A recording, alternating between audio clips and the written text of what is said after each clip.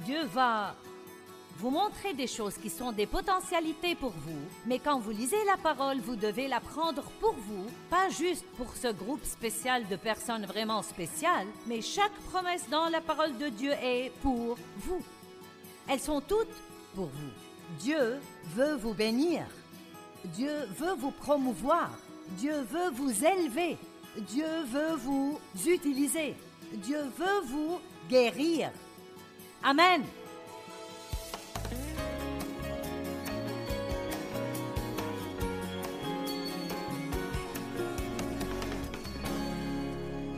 Deutéronome chapitre 1 verset 20. Je vous ai dit, vous voici arrivés près de la région montagneuse des Amorites que notre Dieu nous donne. C'est Moïse qui dit cela. Vois, le Seigneur ton Dieu t'a remis le pays. Monte, prends-en possession, comme le Seigneur, le Dieu de tes pères, te l'a promis. Ne crains pas, ne te laisse pas abattre. Alors vous êtes tous venus à moi et vous m'avez dit, envoyons donc des hommes devant nous. Ils feront pour nous une reconnaissance du pays ainsi qu'un rapport sur le chemin où nous devrons monter et sur les villes où nous arriverons. Cela m'a paru bon et j'ai pris parmi vous 12 hommes et je les ai envoyés. Ce sont les 12 espions qui sont entrés faire une reconnaissance dans la terre promise. Et effectivement, le verset 25 dit, ils y ont cueilli des fruits du pays et nous les ont rapportés. Ils nous ont déclaré, le pays que le Seigneur notre Dieu va nous donner est un bon pays. Regardez le verset 26. Pourtant, vous vous êtes révoltés contre les commandements de votre Dieu en refusant d'y aller. Je n'ai pas le temps de tout lire, mais plus loin. Ils ont décidé, bien maintenant, nous y irons. Et Dieu a dit, n'essayez pas d'entrer maintenant, parce que je ne suis pas avec vous. Vous auriez dû y aller quand je vous l'ai dit. Donc les voilà, arrivés à la frontière de la terre promise, et quand Dieu leur a dit, maintenant c'est le moment de posséder le pays, ils n'y sont pas allés, ils se sont rebellés contre Dieu, et ils ont erré encore 38 ans dans le désert, et beaucoup d'entre eux, ils sont morts. Bon, maintenant, je veux vous enseigner une petite leçon. Quand Dieu dit, il est temps de vous occuper de quelque chose,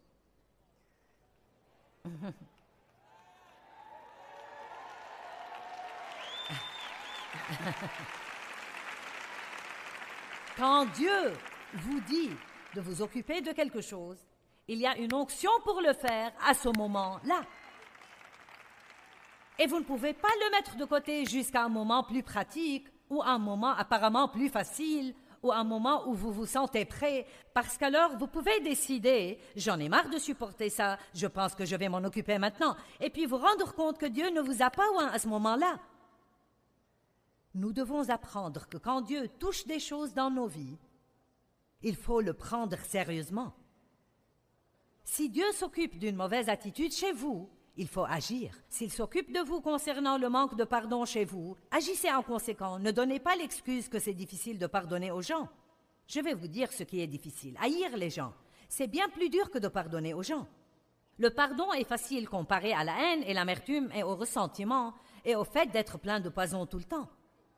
Si Dieu est en train de s'occuper d'une habitude que vous avez et qui est destructrice, si Dieu est en train de mettre son doigt dessus, alors vous ne devez même pas penser que vous ne le pouvez pas, parce que Dieu ne va jamais s'occuper de vous à propos de quelque chose sans vous donner la capacité d'arriver à la victoire. Mais vous devez le croire.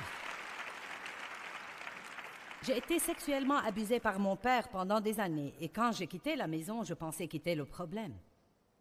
J'ignorais que j'avais le problème avec moi gravé dans mon âme. Il était dans mes pensées, il était dans mes émotions, dans ma volonté, et affectait toutes les relations que j'avais, ma relation avec Dieu, ma relation avec moi-même, mes relations avec les autres personnes. Vos secrets vous rendront malade. Et quand Dieu dit qu'il est temps de s'occuper des choses, alors il est temps de le faire. Mon premier mariage était un cauchemar. J'ai épousé un homme qui avait beaucoup de problèmes comme moi, sinon plus, et il courait les autres femmes et était un petit voleur et un escroc. Et donc, ça n'a jamais marché. 5 années de ce cauchemar, nous avons eu un enfant. Et finalement, avons divorcé. Il est allé en prison. Et j'ai rencontré Dave qui était né de nouveau, un jeune luthérien rempli du Saint-Esprit. Et comme je vous l'ai dit, il voulait une épouse. Il était sorti avec 3 femmes. Il essayait en fait de prendre possession du pays. Il pouvait... Il pouvait le voir avec les yeux de la foi et il sortait pour le prendre. Laissez-moi vous dire. Donc, écoutez, il a su qu'aucune des trois n'était la bonne et puis il m'a vu en train de laver la voiture de ma mère. Il m'a trouvée mignonne en short, les cheveux remontés sur le sommet de la tête, en train de fumer ma cigarette et boire ma bière ou autre chose. Et il a dit, tu veux laver ma voiture quand tu auras fini avec celle-là? J'ai dit, si tu veux qu'elle soit lavée, lave-la toi-même. Et il m'a raconté ce qui lui était venu à l'esprit. Cette fille est pour moi. Voilà, ou bien il était complètement fou, ou il était guidé par l'Esprit de Dieu. Nous sommes sortis seulement 5 fois, puis on s'est mariés. Il devait aller vite avant de comprendre sur quoi il tombait. Donc, après 3 semaines de notre mariage, Dave m'a dit « Qu'est-ce qui ne va pas chez toi ?» Je ne savais pas que j'avais un problème.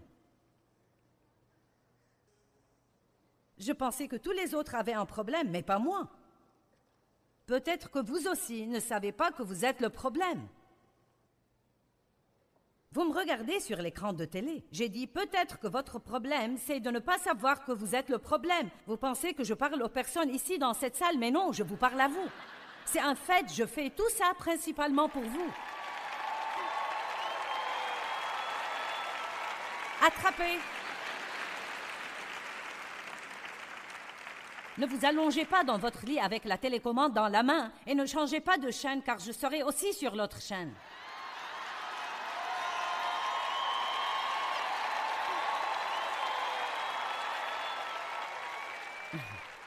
Vous ne pouvez pas filer. Si vous regardez la télé, vous allez me trouver. Et donc, je ne savais pas que j'avais tous ces problèmes. Dave et moi allions à l'église, vous savez. Il aimait Dieu, j'aimais Dieu. Je croyais en Jésus, j'étais née de nouveau, mais je ne m'occupais pas de mes problèmes. Donc un soir, Dave et moi sommes allés à un service de l'église et il y avait une femme qui témoignait qu'elle avait été abusée par son père. Son histoire était au fait si semblable à la mienne qu'il s'en était vraiment effrayant. Elle avait géré son problème différemment de moi. Elle était devenue une prostituée et avait eu plein de problèmes. Et puis elle avait rencontré un homme de Dieu et raconté comment Dieu avait fait avec elle et l'avait guérie. Elle avait écrit un livre. Et Dave m'a acheté le livre car il avait su que j'avais été abusée. Je lui ai partagé ce qui m'était arrivé. Et il me l'a donné. Et le matin suivant, j'ai ouvert le livre et j'ai commencé à lire son histoire. Et quand elle expliquait les choses que son père lui avait faites, elle correspondait à ce que mon père m'avait fait. Et j'ai senti la douleur venir en rugissant à travers mon âme parce que j'avais tous ces trucs soigneusement enfermés derrière des portes closes et je ne m'en occupais pas. Et j'ai jeté le livre à travers la pièce et j'ai dit, je ne vais pas lire ce livre. Et j'ai entendu le Saint-Esprit dire très délicatement mais fortement, c'est le moment. C'est le moment. Et peut-être que Dieu pourrait vous parler ce soir et il parle à certains qui regardent la télé ou qui écouteront le CD plus tard. C'est le moment. Il est temps d'arrêter de tourner et tourner autour des mêmes montagnes en accusant quelqu'un d'autre pour tous vos problèmes. Regardant toujours vers votre passé, sans vision positive pour le futur. Laissez-moi vous dire encore une fois que peu importe ce qui vous est arrivé dans votre passé, peu importe ce qui vous arrive maintenant dans votre vie, ça n'a pas le pouvoir de vous empêcher d'avoir une vie géniale si vous décidez d'une vision positive pour votre futur.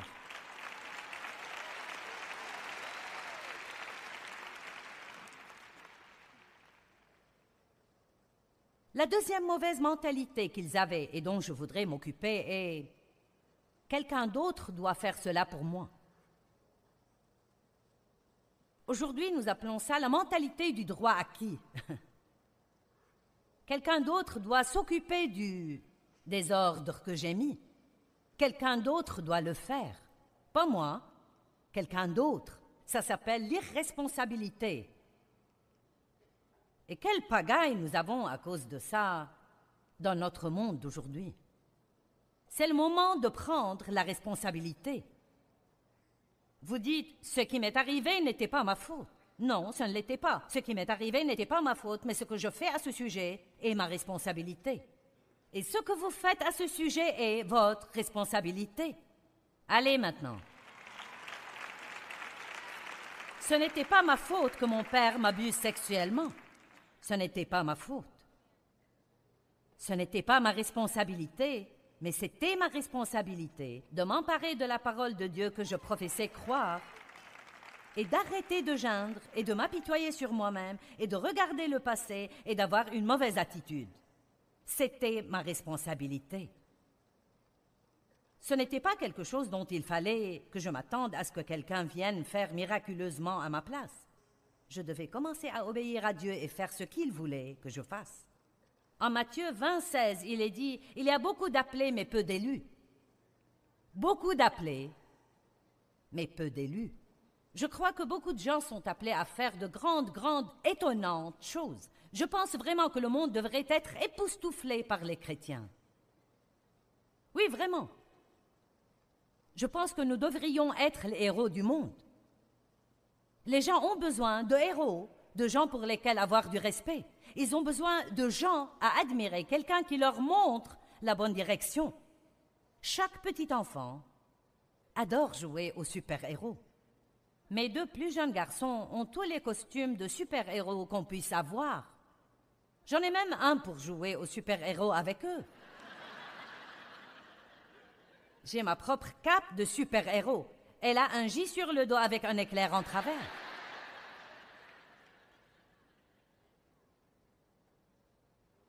Si nous apportions au monde un exemple de Jésus, il serait encouragé et aurait de l'espérance. Il y a beaucoup d'appelés, mais peu d'élus. Beaucoup sont appelés à faire de grandes choses, mais peu font de grandes choses, parce que peu de gens prendront la responsabilité de l'appel. L'appel n'est pas la fin, c'est là que le travail commence.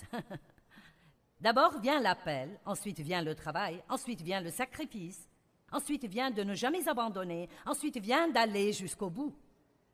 Beaucoup de gens sont appelés à faire de grandes choses, mais nous avons un mauvais état d'esprit, nous avons une mauvaise mentalité concernant ce que Dieu nous demande de faire. Tout le monde a les mêmes opportunités. Tout le monde a la totalité de la puissance de Dieu à disposition, mais pas tout le monde n'est désireux de faire sa part.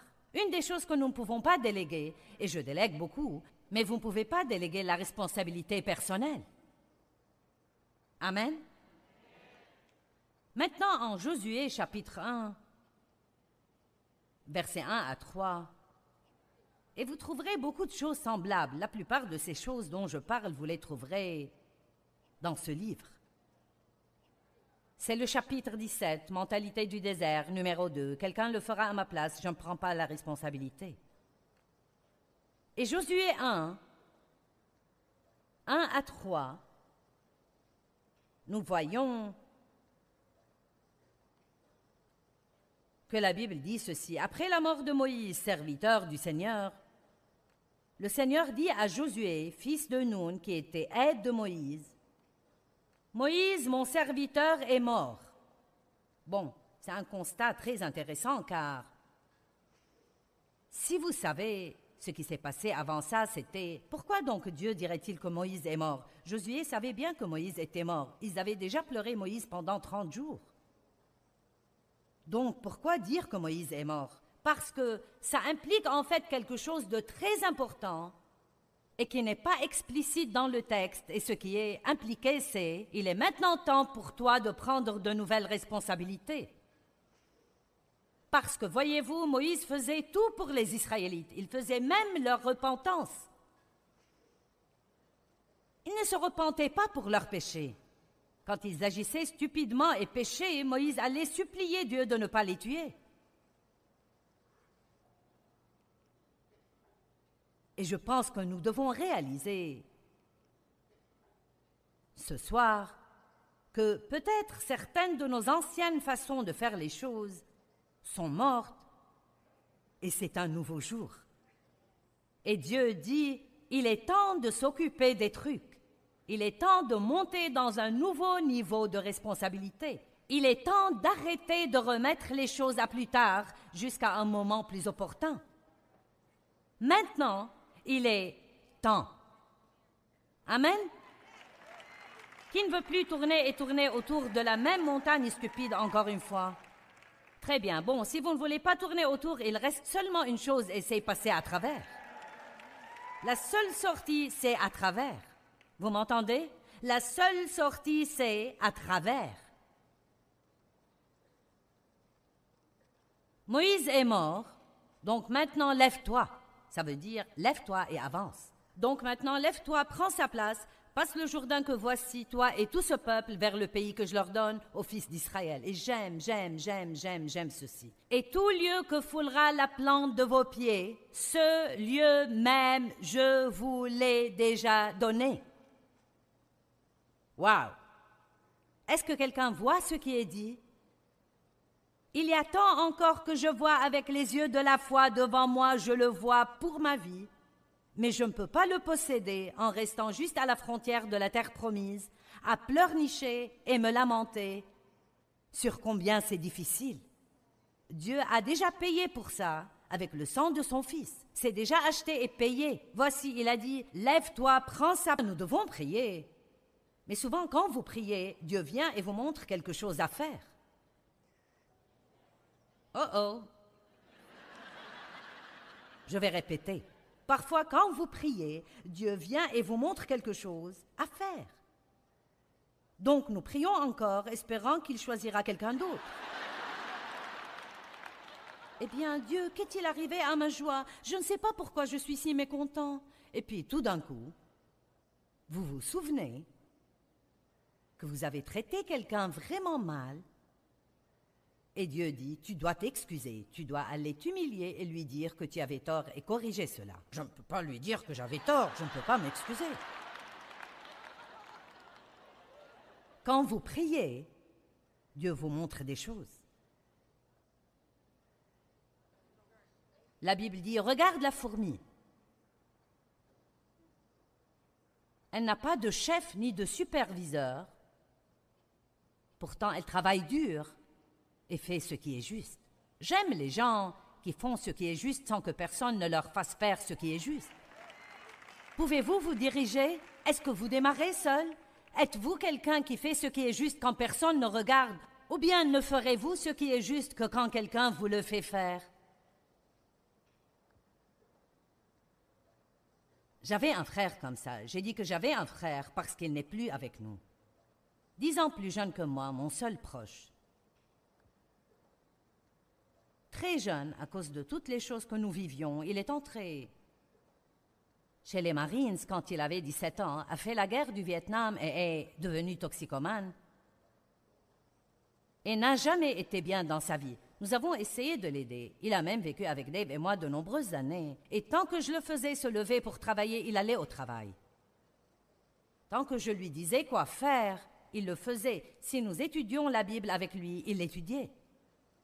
Mais à chaque fois qu'il se retrouvait seul, il ne pouvait se gérer lui-même et il retournait là où il avait été. Et tristement, mon frère, qui aurait pu faire partie de ça, voyager dans le monde, aider les gens tout autour du monde, est mort dans un immeuble abandonné à Los Angeles il y a à peu près. Évangéliste, une prédicatrice à la télé et aide les gens à travers le monde, ça n'a pas compté pour lui.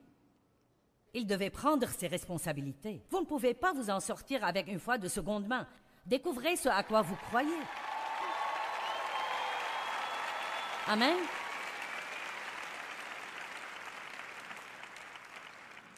Personne ne le fera à votre place. Il est temps de vous aguerrir et de vous lever et de dire « Je vais prendre possession du pays que Jésus est mort pour me donner. Si quelqu'un peut avoir ce que Jésus est mort pour lui donner, je peux avoir ce que Jésus est mort pour me donner. »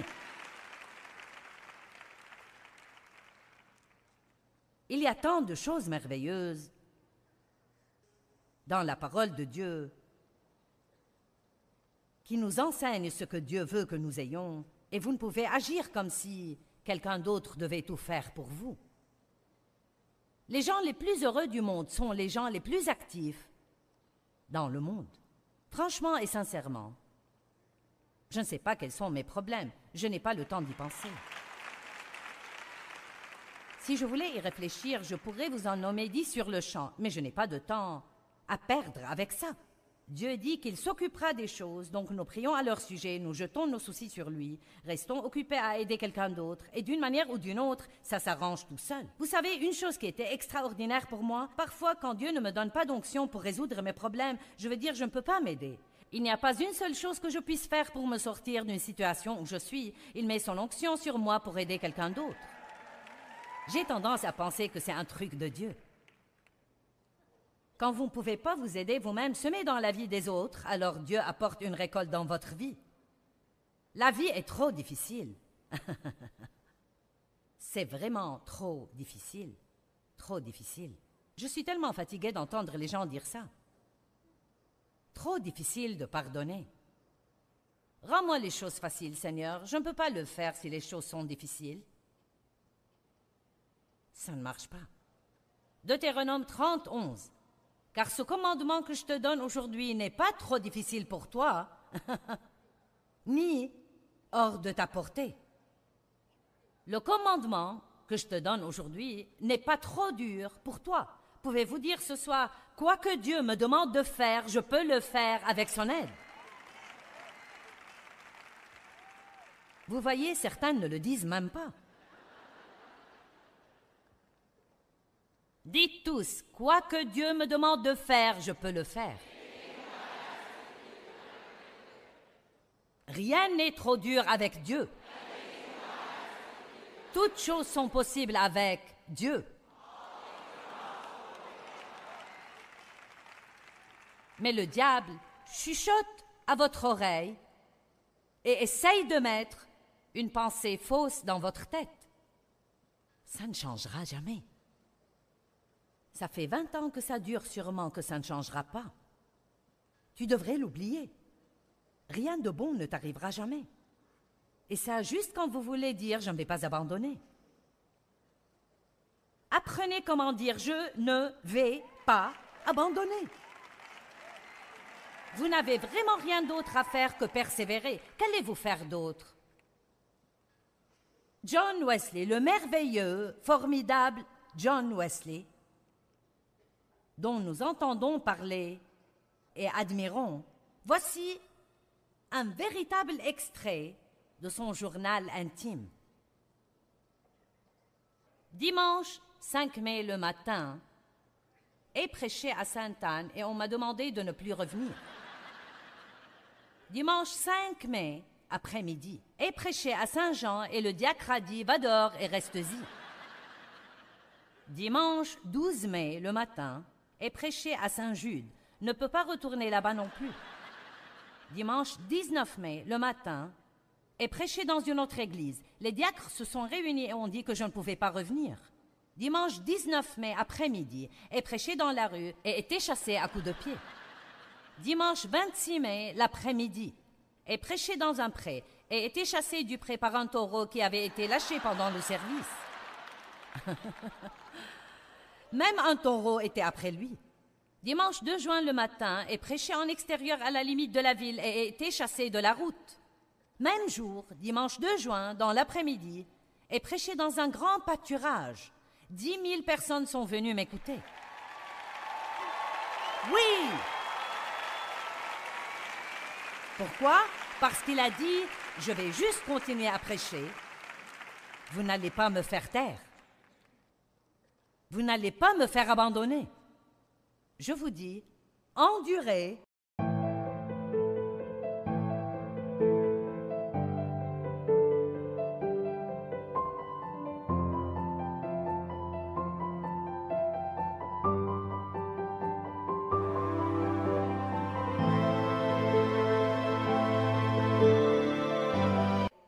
Et la Bible parle beaucoup d'endurance.